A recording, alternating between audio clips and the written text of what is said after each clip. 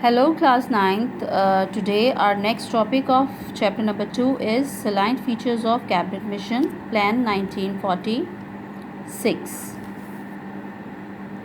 So, students, in 1945, Lord Attlee, the British PM, sent a cabinet mission to India with two proposals to solve political restlessness in India. So, students, in 1945, the British Prime Minister was Lord Attlee, and in that time, India had a political condition that was very less restless. There was no calm condition. There was no rest in political parties, and there was a problem there. So, Prime Minister of British sent a team, sent a cabinet, and the people. It was comprised of three people, and these people were Sir Stafford Cripps, Mr. A.V. Alexander, Lord Pethick, Lawrence. And these three people came here to make a bridge between Congress and Muslim League. They wanted to finish the gaps between these two parties. They want India to be a union, to be a united country, and they did not want to separate India. So now we will learn about its saline features. So we will read about the proposals of cabinet mission. And number one was subcontinent a union. Their first proposal was to make subcontinent a union. The subcontinent should be a union consisting of many provinces and several states. A federation should be formed. So their first proposal was to make a subcontinent a union, a united country, and this country would be consist of many provinces and many states, and a federation would be formed. The union should deal with the subjects of defense, foreign affairs, and communication. They wanted a federation, they wanted a government, they wanted a group that would deal with the business of defense, foreign affairs, and communication of India. The union should have the powers to raise the finance required for the above subjects. All subjects other than the union subjects shall be vested with the provinces. So they want this federation to raise finance for the business or for the problem solving or for the subjects or for the departments of these three departments of India. So the second thing was formation of provincial groups. So for making a subcontinent a union, they formed or they made their proposal of three groups, and the group number A would be of Hindu majority, and they want that provinces that had Hindu majority like Madras, Bombay, UP, CP, Bihar, and Orissa to form group number A, and the Muslim majority provinces like Punjab, Northwest Frontier Province, and Balochistan and Sindh to form group number B. And the group number C would be Bengal and Assam.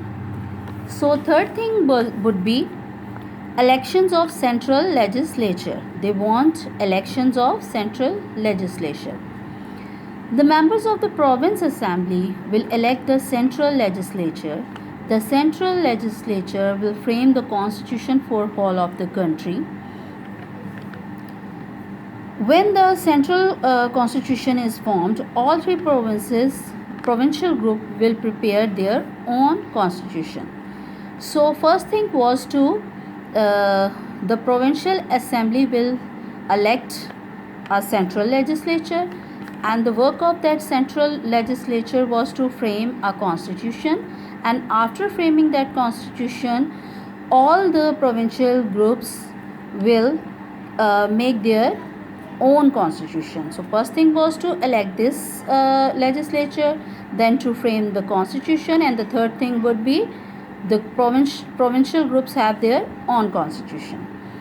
Now the fourth point is interim government.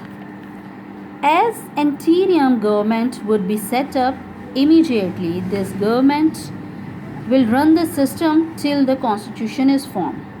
So they propose that while this legislature will be framing the constitution. Meanwhile, there will be a government that is called a interim government. Okay, students,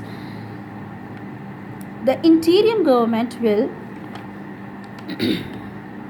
consist of the representatives of major parties. So what they propose sorry students, they propose that this interior government will be consist of local people and the representatives of major parties. And the major parties of that time were Congress and Muslim League.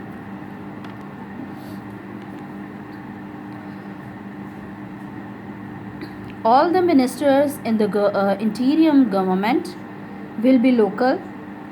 No British will be included in cabinet.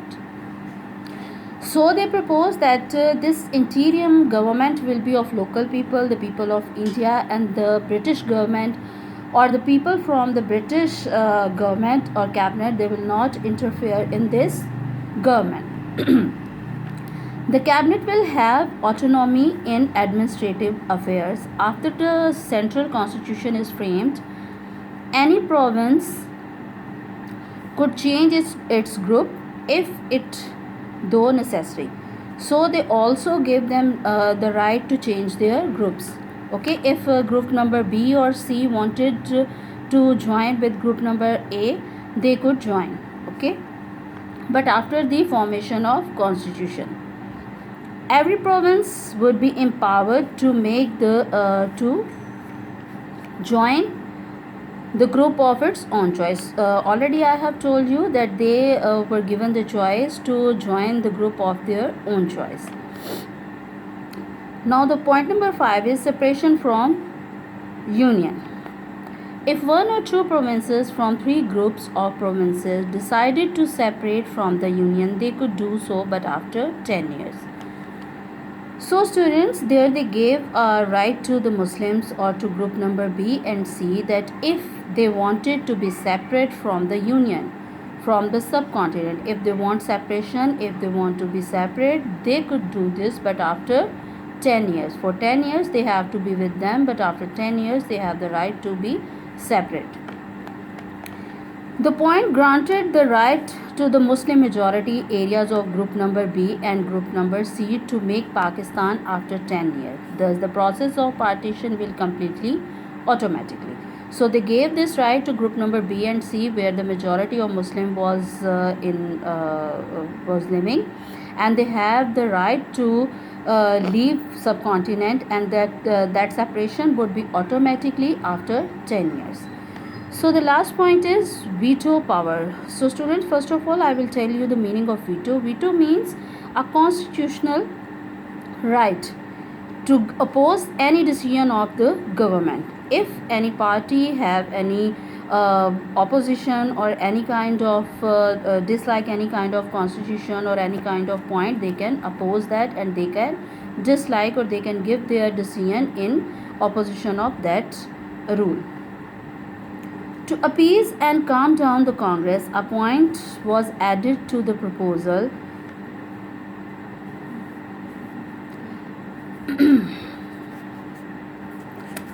so at that time to make Congress happy or to calm them down or to give them you can say right that they have the veto power.